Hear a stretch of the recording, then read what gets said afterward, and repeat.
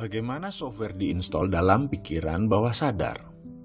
Video sebelum ini menjelaskan bagaimana software terpasang karena lingkungan, karena orang tua. Dan ada baiknya saya berikan satu contoh lagi bagaimana pikiran itu diinstal.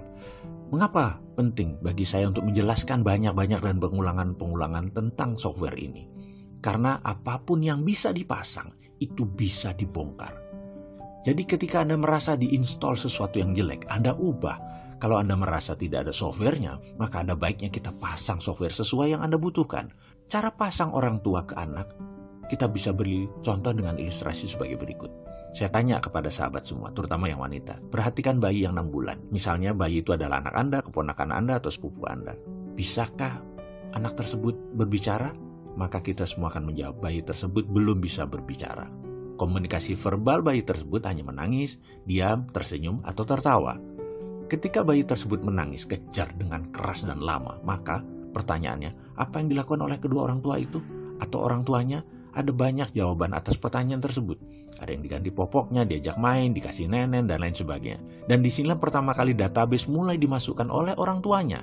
Di Indonesia, dalam catatan aplikasi psikologi anak bayi yang menangis, oleh orang tuanya lebih dari 80% dinenenin atau dikasih susu. Sementara di Jepang, di Amerika, di beberapa negara Afrika, di Eropa budayanya lain lagi. Karena sudah dilihat tidak pipis, belum waktunya makan, tidak ada masalah fisik yang berarti, aman dalam box. Banyak orang tua hanya memainkan dan mengajak komunikasi sang bayi. Bayi pun begitu tidak diam, diteruskan main dan diajak bicara. Inilah yang kemudian hari di Indonesia banyak anak yang menggunakan tangisan sebagai senjata mempengaruhi orang tuanya.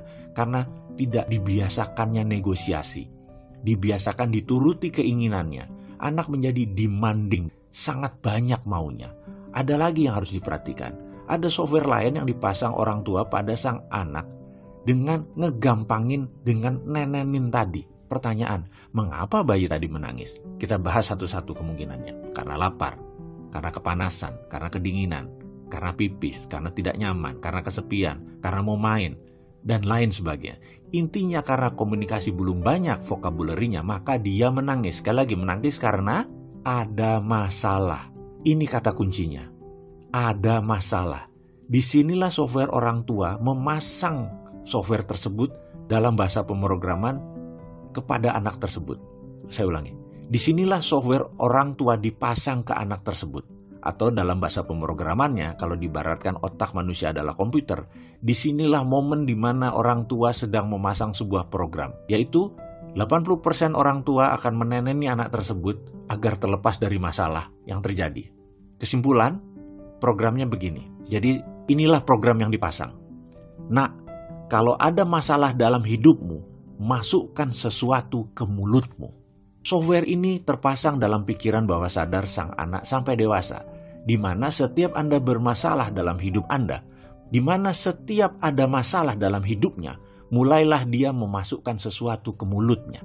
Baik itu makanan, minuman, rokok, gigit jari, gigit pensil, apapun dimasukkan ke mulutnya untuk tenang seperti nenen sang ibu.